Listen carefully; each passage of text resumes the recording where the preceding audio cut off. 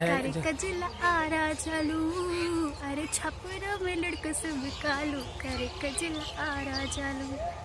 Hello guys, अभी देख रहे हैं आप YouTube channel Delhi shooting video. आज मेरे पास बहुत अच्छे एक्टर है सोम्या मैम जी, आज मैम से बात करेंगे। Thank you so much guys. इनका दिल्ली शूटिंग जो चैनल है यूट्यूब पे, प्लीज़ इनके यूट्यूब चैनल को सब्सक्राइब करें और बहुत सारा प्यार दे, लाइक कमेंट शेयर करें। Thank you. अच्छा मैम, आपको कौन कौन गाना में आप काम किए, कौन गाना अभी हिट है आपका? अभी मैंने रिसेंटली केसारी सर के साथ किया था सॉन्ग का करे आरा चालू।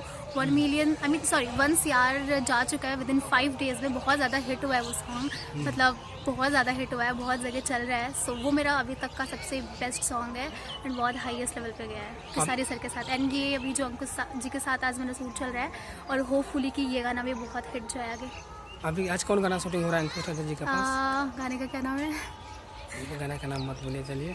और कोई दूसरा गाना गुनगुना दीजिए जो आपको कौन सा हिट है? करे का जिला आरा चालू, अरे छपरा में लड़के से बिकालू, करे का जिला आरा चालू।